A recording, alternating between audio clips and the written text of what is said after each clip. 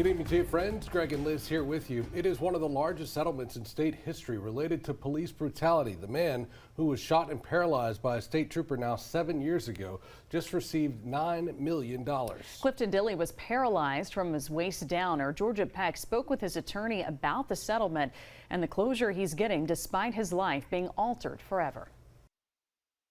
That night changed my client's life. Clifton Scott Dilley was a passenger in a car whose driver made an illegal U-turn near Perkins Road and Segan Lane in July 2018, catching the attention of Louisiana State Police Trooper Kasha Domain. For whatever reason, the driver decided to run. He stopped and talked to the state police officer for a little while.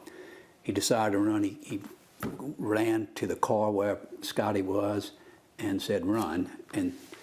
And Scotty made the dumbest mistake of his life and ran. Dilley's attorney, Don Caziu, says surveillance video shows Domain running after Dilley and shooting him in the back, the bullet striking his spine, leaving him confined to a wheelchair. Following the shooting, investigators say Domain radioed in that she had fired a taser instead of a gun, which Caziu believes delayed his care. Domain was arrested and charged with aggravated second-degree battery and illegal use of a weapon in October 2020 and was later fired. She took a plea deal, resolving the criminal case and allowing Caziu to pick up with the civil rights case on the basis of excessive force.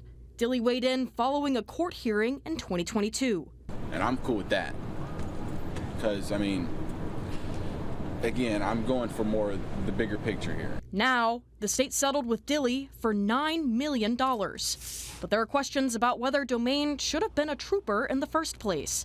Caziu says state police failed Dilley by allowing Domain to graduate from the police academy, even though the leader of the academy recommended she go back for another year. No shortcuts. Look, these guys, they are the best trained in the world, most of them, and so you don't want some rogue officer out there who's not qualified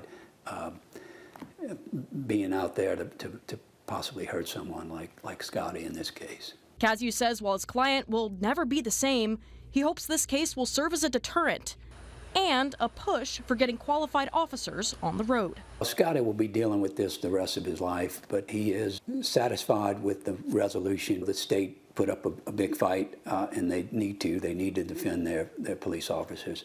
But in the end, they realized that this officer did not perform as she should have, and they did the right thing. Georgia Peck, WAFB 9 News.